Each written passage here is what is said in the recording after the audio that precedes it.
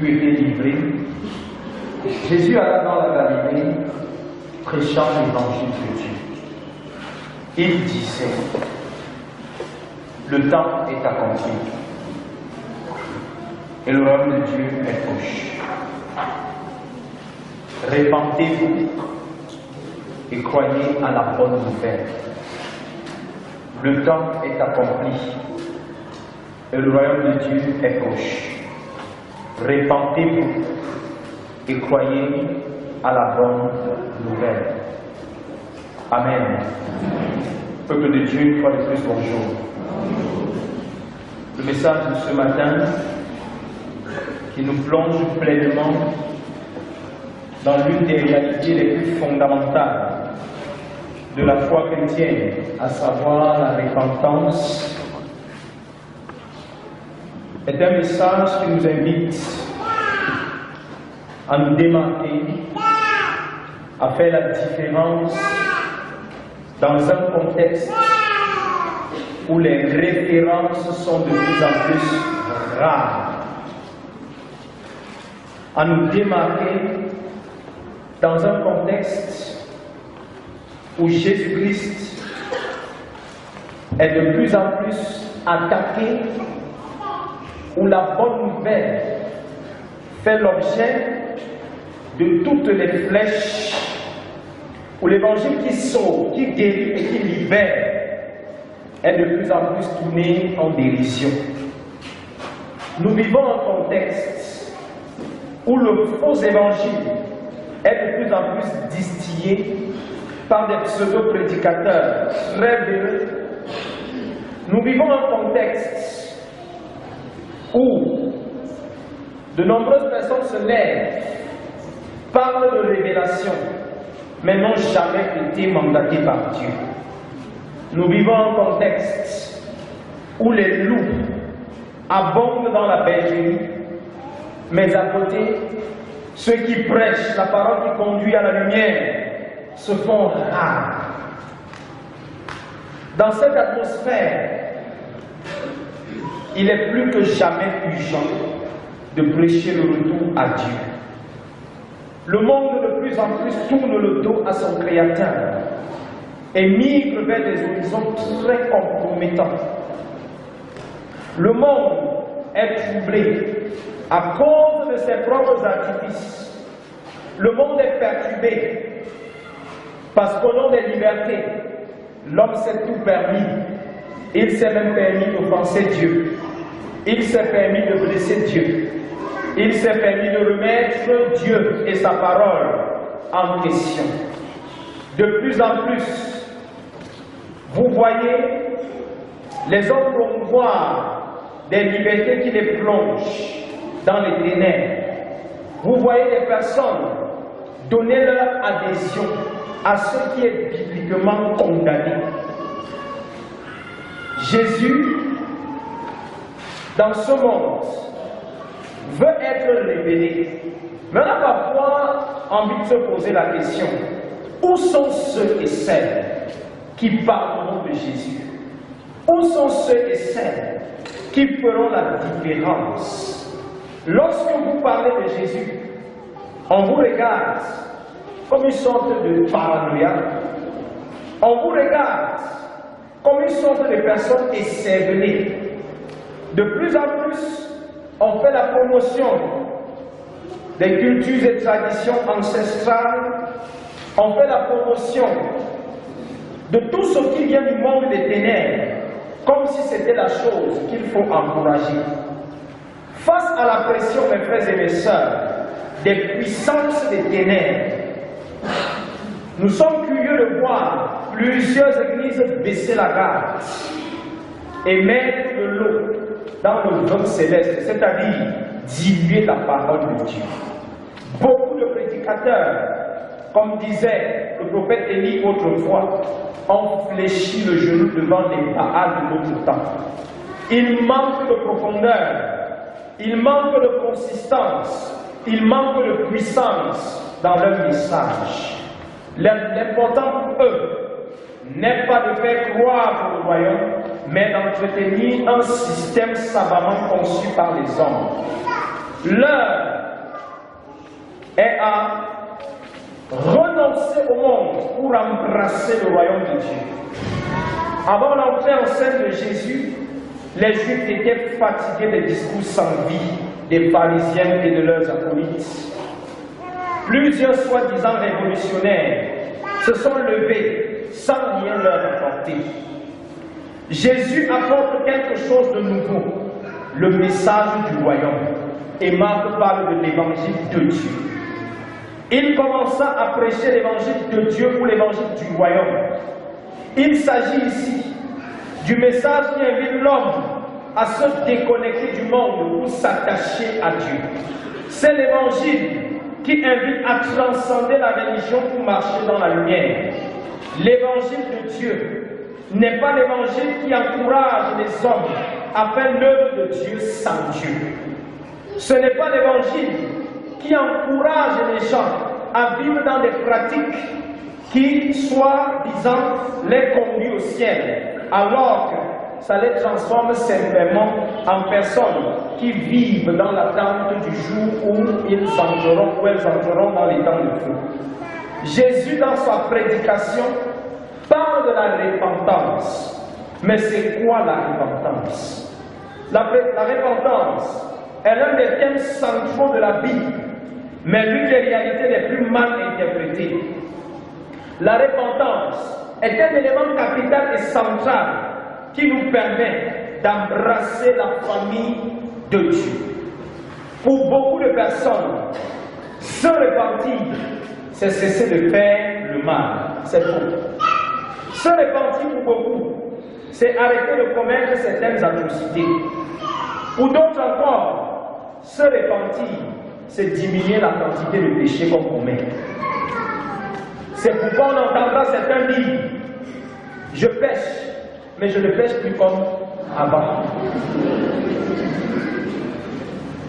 On entendra d'autres dire, la parole de Dieu que j'ai entendue, ça m'a affaibli. C'est-à-dire, je n'ai plus autant d'énergie pour le péché qu'avant, mais j'ai quand même de l'énergie pour le péché.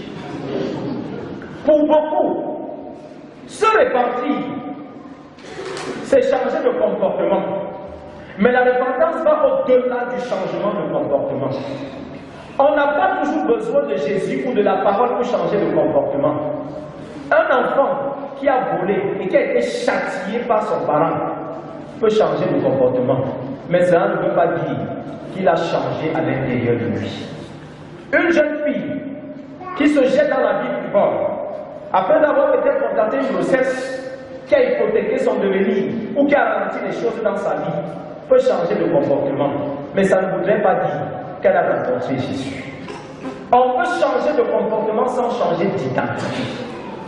On peut changer de comportement sans changer de nature.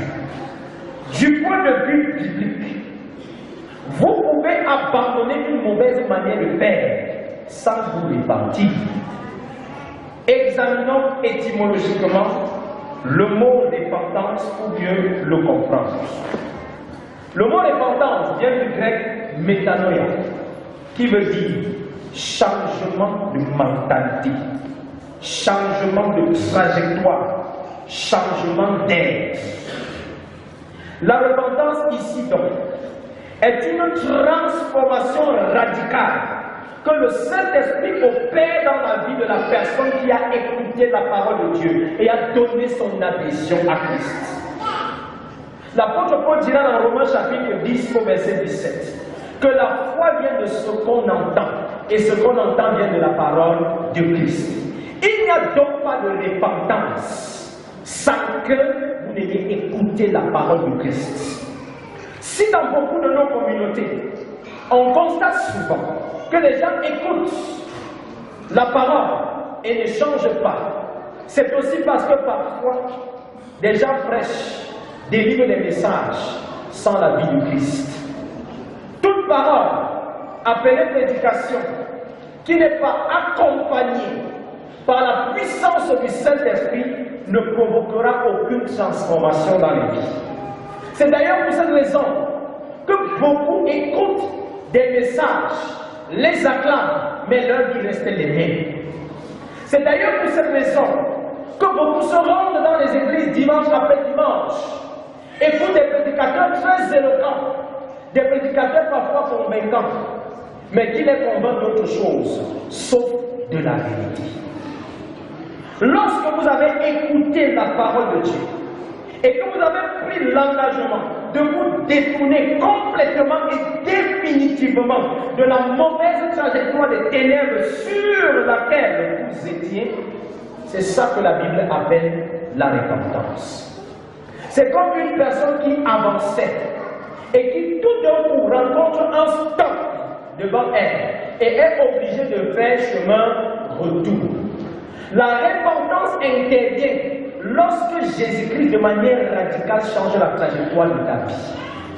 La repentance intervient lorsque Jésus-Christ de manière radicale transforme ton être au point où, entre ce que tu étais et ce que tu es devenu, même le profane constate qu'il y a une différence.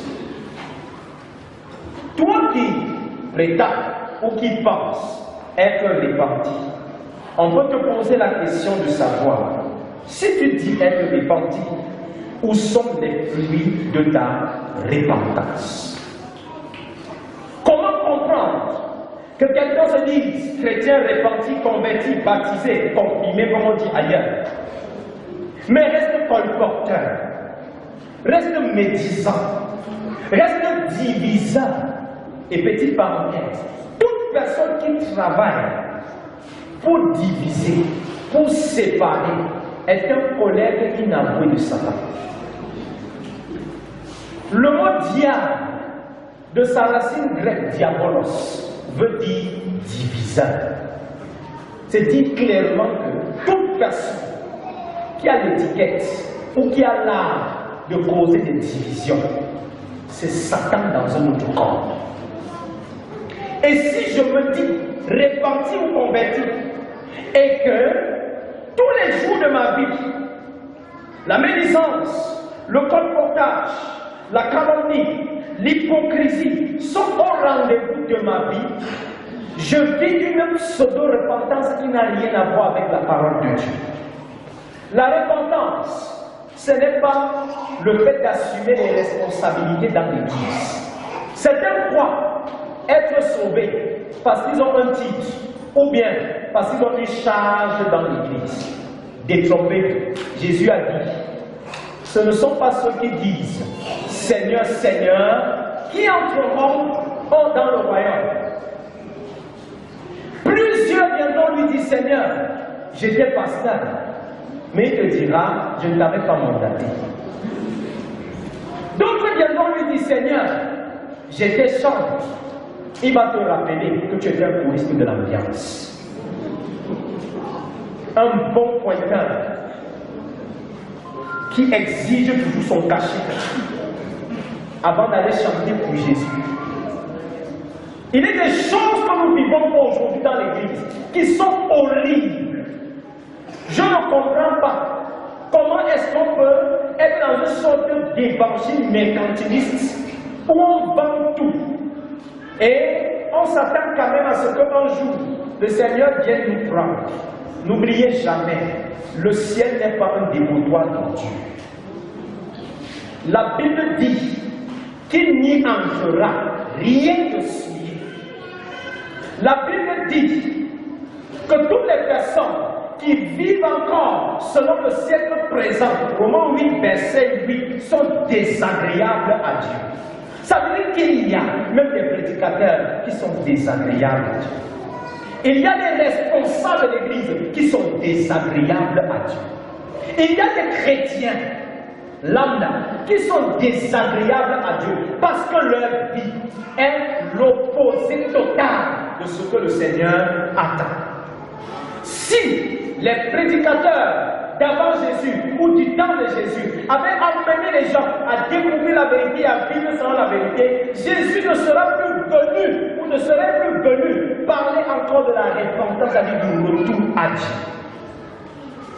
Aujourd'hui, c'est avec aisance qu'on dit qu'il y a déjà trop d'églises. Mais posons-nous aussi la question, pourquoi est-ce qu'il y a trop d'églises et les péchés ne font que se multiplier? Pourquoi voisin, tu ne verras pas 1 kilomètre sans église. Mais c'est l'un des pays où la sorcellerie est le plus développée. Certains se plaignent de ce qu'aujourd'hui au Cameroun, il y a trop d'églises au cours le gouvernement a adopté des règles et des mesures pour que cette prolifération soit ralentie.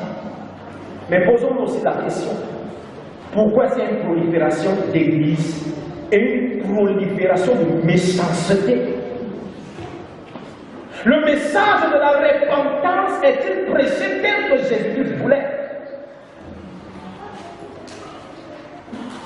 Que faisons-nous dans les assemblées si nous n'allons pas par après être différents des gens du monde? Que c'est-il de me laver un matin, de me parfumer et de dire je m'en vais adorer le Seigneur alors que je ne suis pas un adorateur?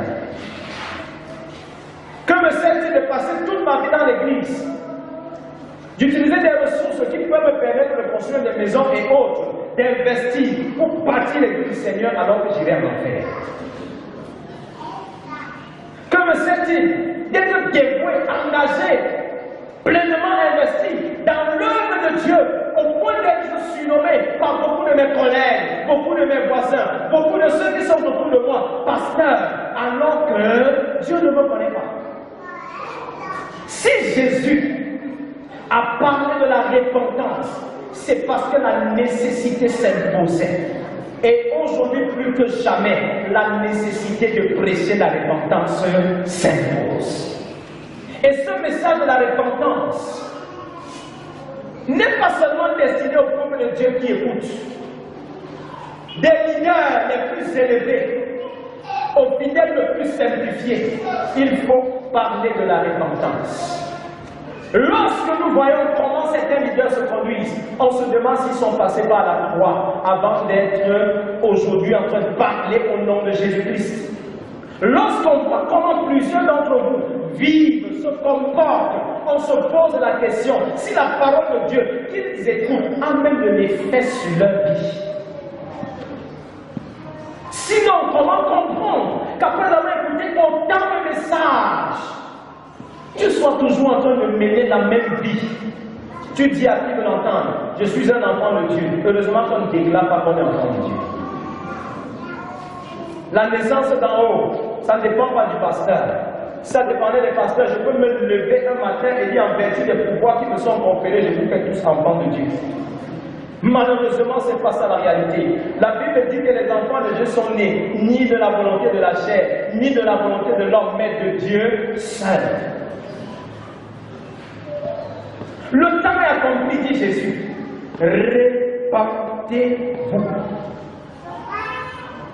Plusieurs, parce qu'ils ne sont pas nés de Dieu, parce qu'ils ne sont pas véritablement repentis, vivent dans une sorte de débrouillardise spirituelle. Ils se battent comme ils peuvent se battre pour prier. Ils se battent comme ils peuvent se battre pour lire un peu la Bible. Pour qu'à l'église, quand on cherche ceux qui méditent, on dit qui médite en famille, je dis aussi moi je médite.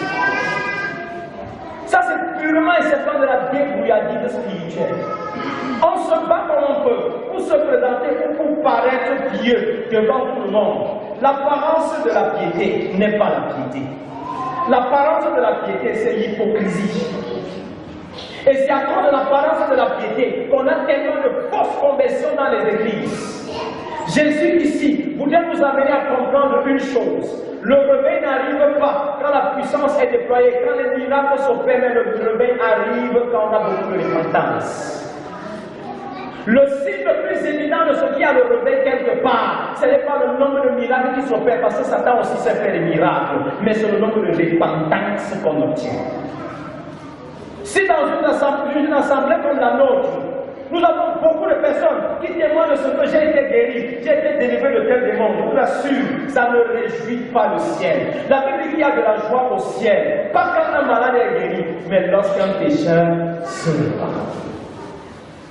Ça veut dire que la plus grande joie que tu puisses causer dans le cœur de Dieu, ce n'est pas que tu témoignes de ce que tu as eu bas, de ce que tu as voyagé, mais c'est que tu témoignes de ce que tu étais pécheur et aujourd'hui tu es devenu une nouvelle personne. Lorsque la parole de Dieu touche un cœur ou une vie, les fruits de la repentance sont visibles. Et nous avons quelques cas bibliques que nous évoquerons ici. Je vais prendre 3 cas uniquement. Le premier cas marquant, c'est le cas de Zachée. Zachée, avant de rencontrer Jésus qui est la parole, était mécréant, était malhonnête. Mais dès que Jésus a touché sa vie, dès que Jésus est entré dans sa maison, la Bible dit que Zachée a remboursé jusqu'à multiplier même les dettes qu'il avait envers les personnes. Tu veux me dire que tu es repenti, mais tu dois à beaucoup de personnes. Je ne parle pas seulement de dette d'argent, je parle de dette d'amour. Je parle de dette de pardon. Il y a des personnes à qui tu as dit, il va mourir. Et tu as quand même repenti à tes yeux. Le second cas, c'est la femme samaritaine. La Bible dit que lorsqu'elle a rencontré Jésus au bord du puits, elle a jeté sa cruche. Elle est sortie, dit à qui veut l'entendre, venez voir celui qui m'a tout dit. Elle n'a plus honte d'affronter des gens qui pour elle avant étaient un objet, une source d'horreur. Elle n'a plus peur d'aller vers qui que ce soit pour parler de Jésus. Les gens me disent qu'ils sont des chrétiens repentis, mais ils ont honte de Jésus. C'est la preuve de ce que vous n'êtes pas de Dieu. Et Jésus dit, si vous avez honte de moi devant les hommes, moi aussi, j'aurai honte de vous devant le Père et ses anges. Tu imagines un peu le scénario de ce film? Convoqué au tribunal, tu as cherché un avocat pour te défendre. On prononce ton chef d'accusation. Donc donne la parole à l'avocat qui te regarde et dit bien. Et quand le juge revient vers l'avocat, mais est-ce que c'est pas lui qui vous a engagé? Voici la réponse de l'avocat, je ne le connais pas. Et ce que Jésus fera avec lui, les gens qui font l'œuvre de Dieu sans Dieu, les gens qui sont dans le champ de Dieu pour leurs intérêts, les gens qui sont dans le champ de Dieu, pas pour prêcher l'évangile du royaume comme Jésus, mais pour prêcher un autre évangile, un évangile de la perdition, l'évangile qui acclame les pécheurs, l'évangile qui se tait parce qu'on a reçu une enveloppe. L'évangile, on ne peut plus dire la vérité parce qu'on a tellement de gâteaux dans la bouche. Et comme dit l'adage, la bouche qui mange. Voilà pourquoi beaucoup de prédicateurs se sont tus. Ils ne vous parlent plus de la repentance. Voilà pourquoi beaucoup de prédicateurs se sont tus. Ils ne vous disent plus la vérité. Ils caressent le péché dans nos vies. Vous les appelez pour vous organiser les IMC, ils viennent vous donner la bénédiction. Mais j'aime Dieu. Au temps du prophète Malachie, il a dit au sacrificateur, je maudirai vos bénédictions. Dans les bénédictions que vous croyez avoir reçues avant que Dieu les a transformées en malédictions. C'est pourquoi après le passage de certains soi-disant hommes de Dieu dans vos vies, c'est la calamité qui suit. Parce qu'au lieu de vous dire, vous rappelez que vous êtes dans le péché, ils sont venus demander que Dieu vous bénisse. Pour faire quoi? Pour la criminalité, la tri. Que Dieu vous bénisse dans quoi? Dans la fornication et autres. Voilà pourquoi le monde aujourd'hui est un peu comme la terre à son état initial, informe et vide. Vide parce que là où il fallait prêcher l'évangile du royaume, les gens ont prêché le système. Vide parce que là où il fallait prêcher l'évangile de la vérité, qui amène à la conversion, au changement de vie, au changement de mentalité. On vous a prêché les doctrines. Il faut faire ceci, il faut faire ça, et après tu auras terre. Aucun rituel ne va t'amener au ciel.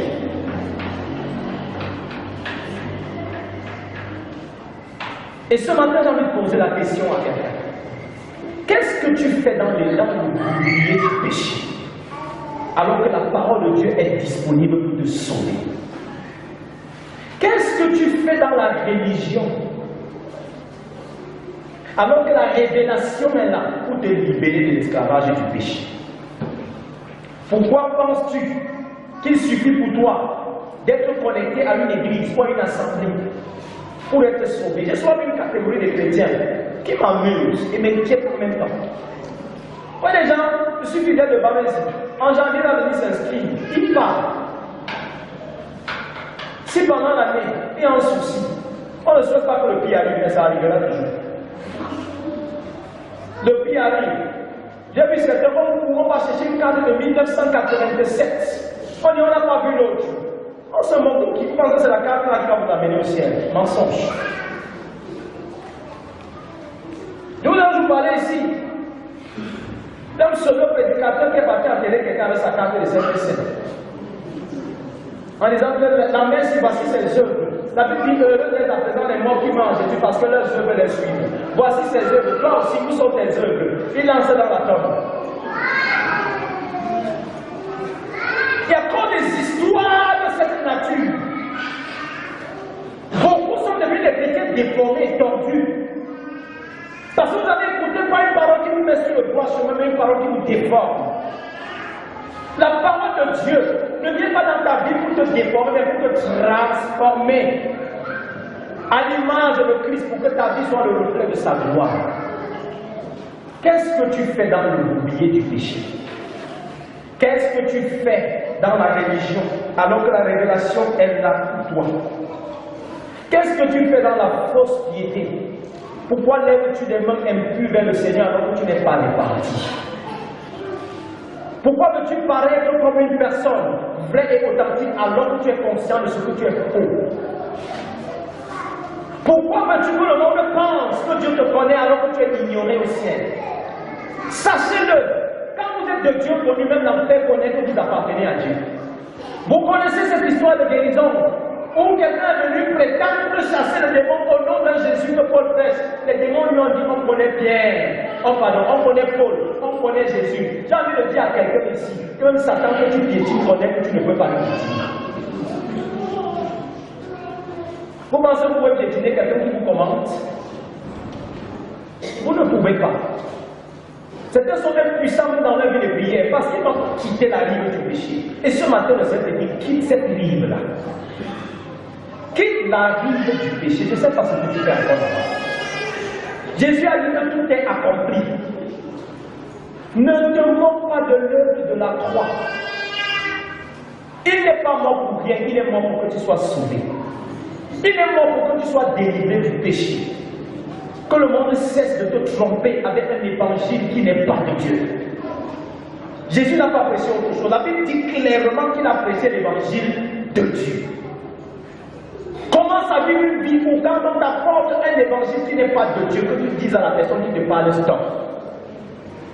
On a vu des gens dans cette génération se lever, commencer à dire comment Jésus est monté et descendu. Africains, réveillez-vous, sortez de ci, sortez de ça, ne croyez plus, on vous a trompé. On a déjà envie de dire à quelqu'un, si on t'a fait croire que la Bible a trompé les gens, je préfère être trompé par elle. Et je vais citer un de mes amis écolaires, il dit même si tu me dis qu'il y a des fautes dans la Bible, je crois même aux fautes là. La parole de Dieu, elle est vraie, elle est authentique, elle est entière. Et ce matin, Dieu veut transformer la vie de quelqu'un par sa parole. Si tu n'avais pas expérimenté la repentance, ma prière c'est que ce dimanche 18 février soit le jour où Dieu a tout changé dans ta vie. Où tu as compris que la religion t'a tué, t'a perdu le temps, t'a aveuglé, t'a aliéné. Tu étais comme un esclave alors que le chemin de plaine s'était préparé pour toi. Tu as vécu comme un misérable alors que Dieu t'avait destiné à quelque chose de glorieux. Cesse de vivre comme cet esclave alors que son père t'a préparé à régner. Dieu nous a créés pour dominer les choses, pas pour être dominés par les choses. Il nous a créés pour dominer le péché, pas pour être écrasés par le péché. Le temps est accompli. Répentez-vous, croyez à la bonne nouvelle. Voilà le message que je voulais que je partage avec vous ce matin. Un message de repentance vrai et sincère. Et je voudrais, au terme de cette prédication, inviter encore quelqu'un à s'incliner humblement devant Dieu, à revoir sa vie.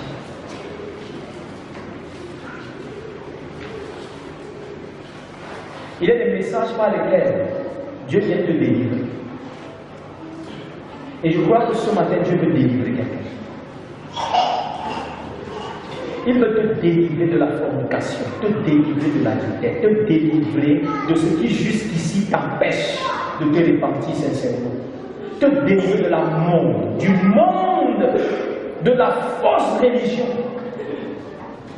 Et le courage de ce matin de dire, Seigneur, je quitte dans ça. Je dis ce matin, Seigneur Jésus, je sors de ces affaires. Le cantique dit à Jésus, je m'abandonne. Ce qu'il me dit, je crois. Et je prends ce qu'il me donne.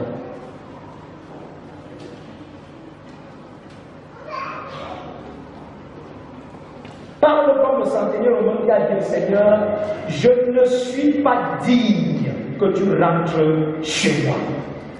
Dis une parole et mon serviteur sera guéri. Ce matin, ça ne s'agit pas du serviteur, mais de toi.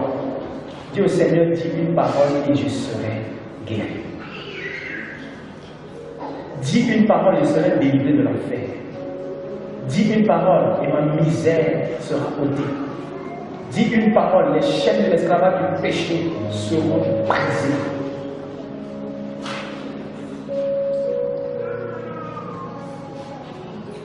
Cette femme, après avoir